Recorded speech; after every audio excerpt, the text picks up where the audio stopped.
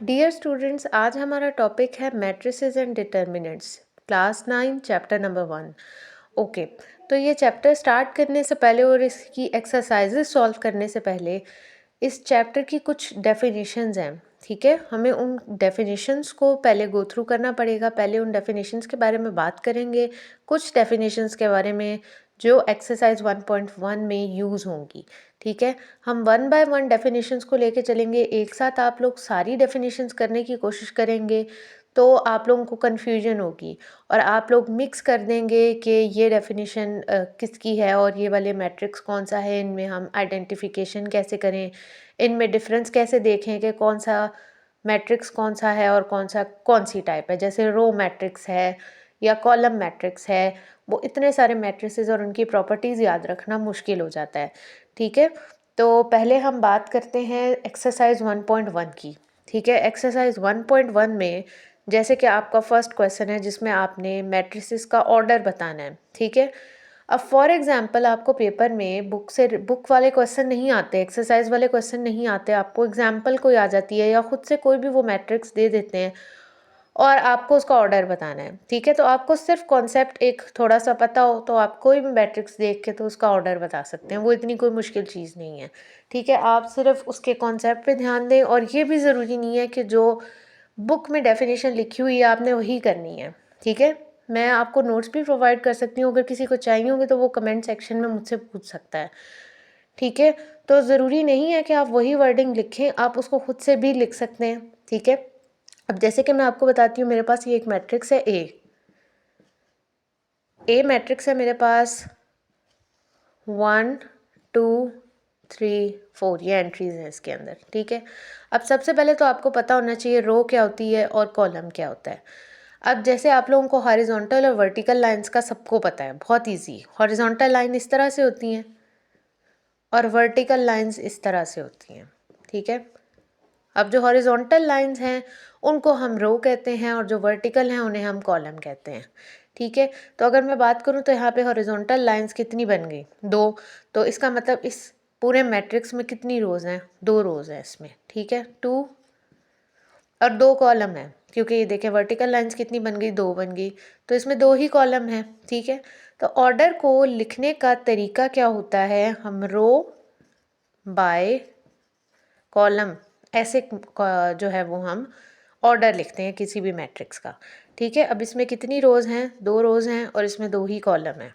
ठीक है, तो इसका ऑर्डर हो गया 2/2। बाय को हम क्या लिखते हैं, मल्टीप्लाई। ठीक है, क्या कहा है मैंने, बाय का मतलब मल्टीप्लाई, तो इसका ऑर्डर क्या हो गया हमारे पास 2/2, 2 मल्टीप्लाई बाय 2। ये सिंपल सी डेफिनेशन है एक ऑर्डर की।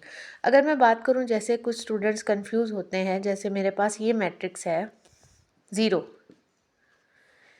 अब इसमें कितनी रोज़ हैं, इसमें कितने कॉलम हैं, तो इसमें भी ऐसे लाइन ड्रॉ करके आप देखें। लाइन ड्रॉ करने में कोई मुश्किल नहीं है। ठीक है, लाइन ड्रॉ करके देख लें, एक हॉरिजॉन्टल लाइन लग रही है तो एक रो है इसके अंदर, और इसमें वर्टिकल कितनी, एक ही वर्टिकल बनेगी क्योंकि एक ही एलिमेंट है और तो इसके आसपास कुछ भी नहीं लिखा हुआ। ठीक है, तो इसमें एक ही कॉलम है, तो इसका ऑर्डर क्या आ जाएगा, 1 मल्टीप्लाई बाय 1, इसका ऑर्डर ये है। ठीक है, तो किसी भी मैट्रिक्स का ऑर्डर आपको बताना है तो सिंपल ऐसी लाइंस लगा के देख लें। ठीक है, लाइंस को याद रखें, हॉरिजॉन्टल और वर्टिकल, जितनी हॉरिजॉन्टल लाइंस हैं उतनी रोज़ हैं और जितने वर्टिकल लाइंस हैं उतने इसकी कॉलम है। ठीक है, यहाँ पे ऑर्डर की बात हो गई। ऑर्डर के बाद अब जो फर्स्ट क्वेश्चन था उसमें आपसे ऑर्डर ही पूछा गया था। ठीक है, उसके बाद आपसे पूछा गया है जो क्वेश्चन नंबर 2 एक्सरसाइज 1.1 का, मैं उससे पहले आप लोगों को उससे रेलेवेंट एग्जांपल्स यानी कि एग्जांपल्स के थ्रू उनकी कॉन्सेप्ट बता रही हूँ। ठीक है, उसके बाद मैं नेक्स्ट वीडियो में आप लोगों को क्वेश्चंस भी सॉल्व करके बताऊँगी। अब मैं बात करती हूँ इक्वल मैट्रिक्स। अब इक्वल मैट्रिक्स क्या होता है, अब ये भी बहुत इजी है। देखिए, इसके वर्ड से ही आपको पता चल गया, इक्वल मतलब बराबर, एक जैसा। ठीक है, अगर मैं लिखूँ 1+2 या मैं लिखूँ 2+1, दोनों सेम चीज़ें हैं, आगे पीछे लिखने से कुछ भी नहीं होता। ठीक है, एडिशन में तो कोई प्रॉब्लम नहीं है, एडिशन हो या मल्टीप्लिकेशन, अगर मैं लिखूँ 2 मल्टीप्लाई बाय 1 या 1 मल्टीप्लाई बाय 2, दोनों का आंसर सेम आएगा। जैसे 1+2 का आंसर आता है 3, उसी तरह 2+1 का भी 3 आता है। 2 1 ज़ा 2 होता है, 1 2 ज़ा 2 होता है। यानी कि इधर लिखूं या उधर लिखूं, आगे पीछे लिखने से प्लस मल्टीप्लाई में प्रॉब्लम नहीं होती, ठीक है। उसी तरह से इक्वल मैट्रिसेस भी हैं, अगर उनमें ऑर्डर आगे पीछे हो जाए, बेशक एलिमेंट्स आगे पीछे लिखे हुए हों, उससे कोई फ़र्क नहीं पड़ता। जैसे फॉर एग्जांपल मैं एक एग्जांपल देती हूँ, ये मेरे पास लिखा हुआ है सेट 1 2 मैट्रिक्स, ए मैट्रिक्स है 1 2 और बी मैट्रिक्स है मेरे पास 1+0 1+1। अब देखने में ये दोनों अलग अलग लग रहे हैं कि ये तो 1/2 है, सॉरी 1/2 नहीं, 1 और 2 है इसके अंदर एंट्रीज, और इसके अंदर 1+0 और 1+1 है, ठीक है। तो ये तो सेम है ही नहीं, लेकिन ये दोनों तो सेम है। कैसे? इन दोनों को मैं प्लस करूँ तो 1 नहीं आएगा ना, और इन दोनों को प्लस करूँ तो 2 आएगा, सेम वही चीज़ बन गई, यानी उसे लिखने का तरीका बदल गया, ठीक है।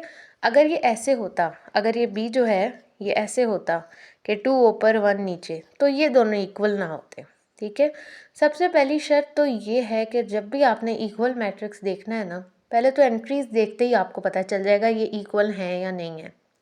दूसरी बात, जो सबसे इम्पॉर्टेंट चीज़ है कि इक्वल मैट्रिक्स के लिए ऑर्डर सेम होना चाहिए। अभी मैंने इसी वीडियो में ऑर्डर के बारे में भी बताया आपको। ऑर्डर क्या होता है? कितनी वर्टिकल लाइंस लग रही हैं, कितनी हॉरिजॉन्टल लाइंस लग रही हैं, उससे देख के हम रो और कॉलम लिखते हैं, ठीक है। तो इसके अंदर अच्छा, अब इसमें आप लोग ये किसी को ऐसे भी कन्फ्यूजन हो सकती है कि मैम आपने तो बताया कि जितनी वर्टिकल, अब यहाँ भी मैं वर्टिकल बना लेता हूँ या बना लेती हूँ या यहाँ भी बना लेती हूँ, तो ऐसे नहीं। देखें, ये एक ही कॉलम है, उसके अंदर ही ये दोनों चीज़ें लिखी हुई हैं, वो ऐड हो रही हैं। आप जो भी मैट्रिक्स है, ठीक है, आप उसको ऐसे प्लस तो नहीं कर सकते ना, ये 1 2 3 4 ये अलग अलग एंट्रीज हैं, इन्हें तो नहीं आप प्लस कर सकते, ऐसे तो नहीं होता, ठीक है। उसी तरह से ये तो एक ही कॉलम में लिखी हुई हैं, ये दोनों प्लस हो रहे हैं, ये एक साथ लिखे हुए हैं, इन्हें हम प्लस नहीं कर सकते, ठीक है। तो ये आपने चीज़ नहीं करनी कि ये प्लस हो रहे हैं या माइनस हो रहे हैं तो हम इधर भी लाइन लगा लें, इधर भी लगा लें, तो इसमें 2 कॉलम है। ऐसा नहीं है, इसमें एक ही कॉलम है, ठीक है, उसी में ऐड हो रहा है, साइड पे कोई और एंट्रीज नहीं लिखी हुई, ठीक है। तो सबसे पहले तो मैंने ये देखा कि इनका ऑर्डर सेम होना चाहिए। ऑर्डर मैंने कैसे देखा? इसमें कितनी रोज़ हैं? 1 2 2 रोज़ हैं, कॉलम एक ही है, तो इसका ऑर्डर क्या बना? 2/1, 2 × 1। अब इसका भी देखती हूँ, पहली रो दूसरी रो, 2 रोज़ और एक ही कॉलम है इसमें, ठीक है। 1+0 1+1 बन के एक ही एंट्री बनती है, तो एक ही कॉलम आ गया, सेम ऑर्डर है, ऑर्डर सेम हो गया, ठीक है। अच्छा, अब क्वेश्चन अगर वो आपसे पूछेंगे ना, तो आपको ज़रूरत नहीं है कि आप इतनी ज़्यादा वर्किंग करके उनको दिखाएं, ये तो मैं आपको समझाने के लिए बता रही हूँ, ठीक है। ये तो आप प्रैक्टिस होगी, आपको कॉन्सेप्ट पता चल गया, देख के ही आपको पता चल जाएगा। अच्छा, अब ये तो मुझे ऑर्डर का पता चल गया, उसके बाद मैंने एंट्रीज़ को देख लिया, बस यहाँ पे काम ख़त्म हो गया कि एंट्रीज सेम होनी चाहिए, बिल्कुल सेम टू सेम, लेकिन उनको लिखने का तरीका ऐसा हो सकता है, ठीक है, 1+0 1+1। और दूसरी बात, उनका ऑर्डर सेम होना चाहिए, ठीक है। यहाँ पे ये बात ख़त्म हो गई इक्वल मैट्रिक्स की, और हमारे पास ऑर्डर की भी हो गई, ठीक है। अब देखें, अगर मैं एमसीक्यूज़ की बात करूँ, इस तरह से आपको एमसीक्यू भी पूछा जा सकता है, ठीक है, कि बताएं is order of equal matrices is same, is dash, कुछ भी आ सकता है ना, आपको ट्रू फॉल्स तो आते नहीं, एमसीक्यूज आते हैं। Is dash, A option different लिख दें, ठीक है, कंफ्यूज करने के लिए डिफरेंट लिख दें, इक्वल लिख दें, सी में कुछ भी नल नल लिख दें, डी में नन ऑफ दीज लिख दें, ठीक है। अब देखें ये इस तरह से कैसे मैंने इस कॉन्सेप्ट से एक एमसीक्यूज बना दिया।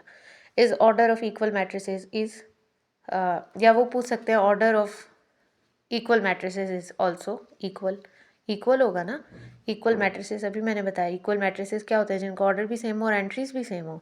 इस तरह से आपको फेडरल में जैसे इस टाइप का पेपर आता है, आपको इस टाइप के एमसीक्यूज आ सकते हैं, ठीक है। अब वो कॉन्सेप्ट पे है, ठीक है, आप किस तरह से उस कॉन्सेप्ट को अप्लाई कर रहे हैं। अब उसके बाद अगर मैं एक एग्ज़ाम्पल इस तरह से लूँ फॉर एग्जाम्पल ऐसा क्वेश्चन आपको एक्सरसाइज में भी मिलेगा, ए 2 3 4 इज इक्वल टू 4 2 3 4। दो मैट्रिसेस लिखे हुए, बीच में इक्वल टू का साइन लिखा हुआ है। इज इक्वल टू के साइन का मतलब क्या है कि ये दोनों चीज़ें आपस में बराबर हैं, ठीक है। ये देख के ही आपको पता चल रहा है कि दोनों चीज़ें आपस में इक्वल हैं। देखें ये वाली एंट्री इस एंट्री के इक्वल, 3 3 के 4 4 के, तो यहाँ से ए की वैल्यू क्या आ रही है मेरे पास, सिंपल है, ए की वैल्यू 4 है। क्या यूज़ किया मैंने इक्वल मैट्रिसेस की प्रॉपर्टी यूज़ की है। ये आपको एमसीक्यूज में आ सकता है, इस तरह का क्वेश्चन शॉर्ट में आ सकता है, 1 मार्क्स का आ सकता है, ठीक है। जैसे फेडरल में इस टाइप का ज़्यादा क्वेश्चन आते हैं, ठीक है, इस तरह के कॉन्सेप्ट बेस्ड छोटे छोटे 1 मार्क्स के 2 मार्क्स के, तो उसमें कंफ्यूज होने वाली बात नहीं है। आप मैट्रिसेस को देखें कि दोनों मैट्रिसेस इक्वल हैं, तो एंट्रीज को देखें, इक्वल टू का साइन का मतलब ही यही है, ठीक है।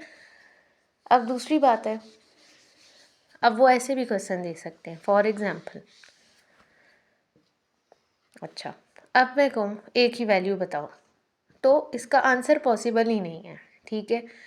अब इस तरह का एमसीक्यूज दे के फॉर एग्जाम्पल वो ऐसे लिख दें, first option a is equals to 4, second option a is equal to 3, c a is equal to 0 और डी नन ऑफ दीज। तो इसका ऑप्शन बनेगा नन ऑफ दीज। क्यों नन ऑफ दीज क्यों बनेगा? क्योंकि ये स्टेटमेंट ही गलत है, ये दोनों मैट्रिसेस इक्वल ही नहीं है। इसका ऑर्डर देखें क्या है, इसमें कितनी रोज़ हैं, इसमें 2 रोज़ हैं और इसमें 2 ही कॉलम हैं। अभी मैंने इसी वीडियो में बताया, रोज़ देखने हैं तो आप हॉरिजॉन्टल लाइंस लगाएं, कॉलम देखने हैं तो वर्टिकल लाइंस लगाएं, ठीक है। इसका ऑर्डर ही 2 बाय 2 है। और अगर मैं इसके ऑर्डर की बात करूं, इसमें 2 रोज़ हैं, ठीक है, रोज़ तो सेम है लेकिन कॉलम इसमें एक ही है, इसमें तो ऑर्डर ही सेम नहीं है, ये स्टेटमेंट ही रॉन्ग है, ठीक है। तो इसका आंसर है नन ऑफ दीज, क्योंकि इसमें ए की वैल्यू आप निकाल ही नहीं सकते जब तक ऑर्डर सेम नहीं है, स्टेटमेंट ही रॉन्ग है, मैट्रिसेस इक्वल ही नहीं होते, ठीक है। तो जैसे इस वीडियो में मैंने आप लोगों के साथ ये जैसे 2 कॉन्सेप्ट्स थे, ठीक है, इसके बारे में ऑब्जेक्टिव सारा कुछ पॉइंट्स मैंने अपनी तरफ से क्लियर करने की पूरी कोशिश की है, ठीक है। फिर भी अगर आप लोगों का कोई क्वेश्चन है तो आप लोग कमेंट में ज़रूर पूछें, या इससे रेलेवेंट और आप चाह रहे हैं कि इस तरह की वीडियो हमें चाहिए या ऐसे क्वेश्चंस हमें सॉल्व करके बताएं आप मैम प्लीज़, या पास पेपर्स में से बताएं, तो आप लोग प्लीज़ मतलब मेरा व्हाट्सएप चैनल का लिंक भी है, यूट्यूब का तो आप देख ही रहे हैं, और उसके अलावा मेरा जीमेल का अकाउंट का भी वो जीमेल आईडी भी मैंने शेयर की हुई है, तो जो आपने क्वेश्चंस पूछने हैं आप किसी भी जगह पे रीच आउट करके पूछ सकते हैं, ठीक है। और जो है वो आप लोग सब्सक्राइब करें और लाइक भी करें ताकि आप लोगों को इसी तरह की और वीडियोस मिलती रहें, ठीक है। और सब्सक्राइब करेंगे तो आप लोगों को नेक्स्ट फिर वीडियो से रिलेटेड मिलेगी, जो आप लोगों के लिए अब एग्ज़ाम्स होने वाले हैं, आप लोगों के लिए ये हेल्पफुल होगा, ठीक है। और ये बाकी स्टूडेंट्स के साथ भी आप लोग शेयर करें ताकि जो भी प्रिपरेशन कर रहे हैं तो उनको यहाँ से हेल्प मिल जाए। Thank you.